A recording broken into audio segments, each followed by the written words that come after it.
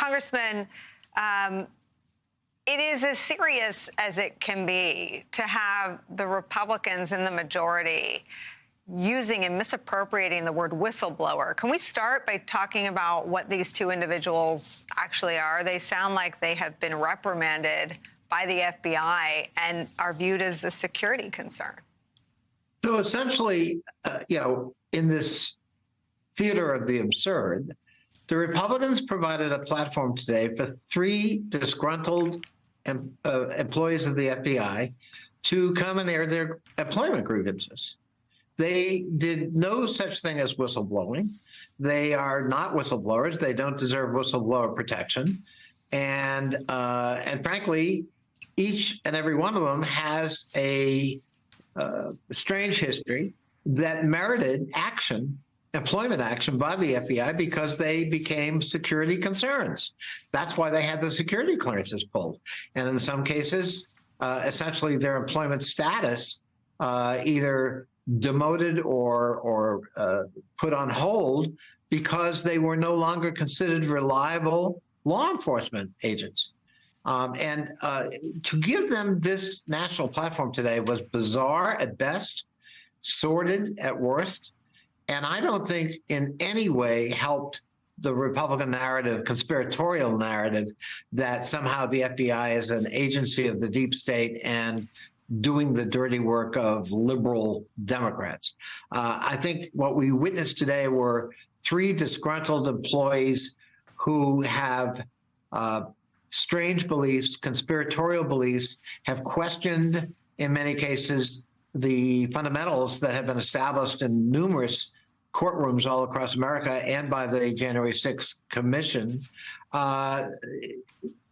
Even now, they believe it was instigated by the deep state. They blame Nancy Pelosi, which would come as news to Speaker Pelosi, who had her office trashed by the insurrectionists on January 6th and would have come to harm if they'd found her. And I think it would come as news to Vice President Pence. They wanted to hang him. They were running through the corridors of the Capitol calling for him. And had they found him, God only knows what would have happened. That's who these people are. There was news developed and new information developed by the Democrats on the committee. Let me show you Congressman Dan Goldman sussing out who's supporting, and I'm not going to call them whistleblowers, these disgruntled former FBI officials. It's Kash Patel. Spoiler alert.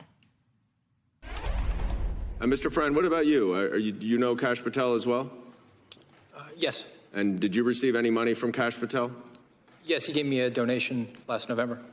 A donation? Yes. Are you a charitable organization?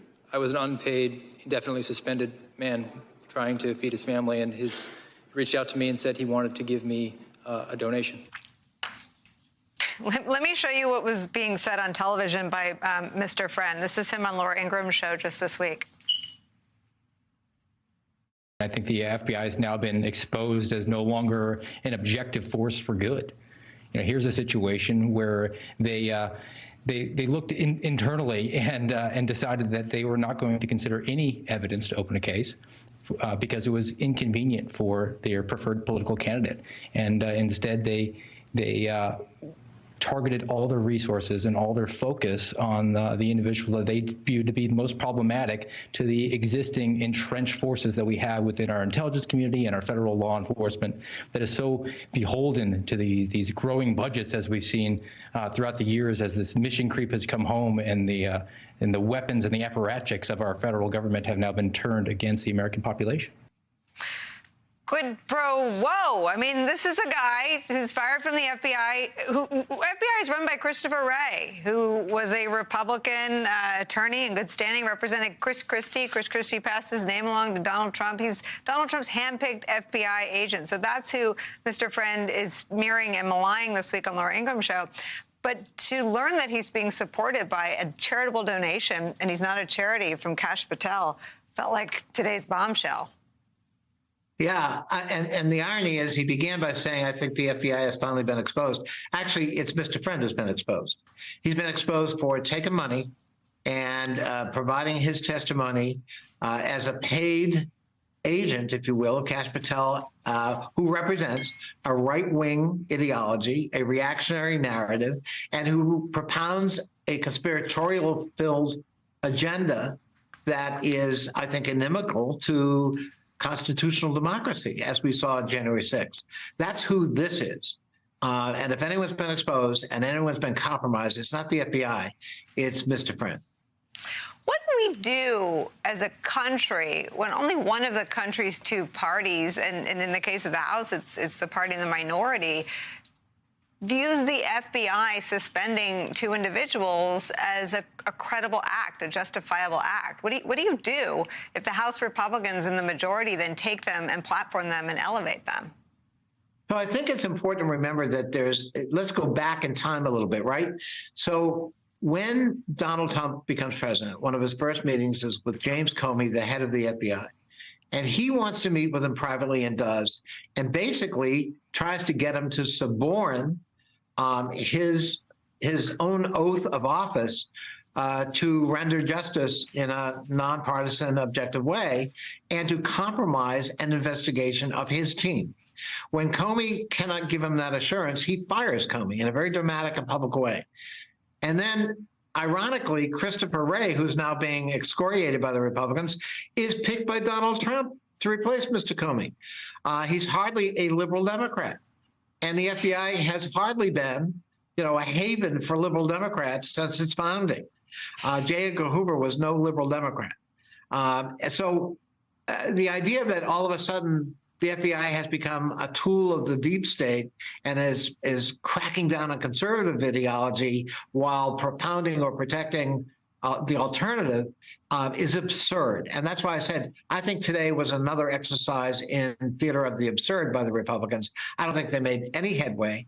And I think they actually exposed how flimsy and anemic their conspiracies are, and based on almost lunacy and disgruntled individuals at best. Congressman, I know it had been reported about, my colleagues had reported it here at NBC News, about this FBI agent who had refused to participate in the arrest of an alleged insurrectionist. I hadn't seen the FBI put that in black and white in their own words. Are you interested in understanding if that's it, if it was just one agent who refused to participate in the investigation into the insurrectionists? Has the committee been briefed as a whole or either as a majority or minority by the FBI? Do you have additional questions?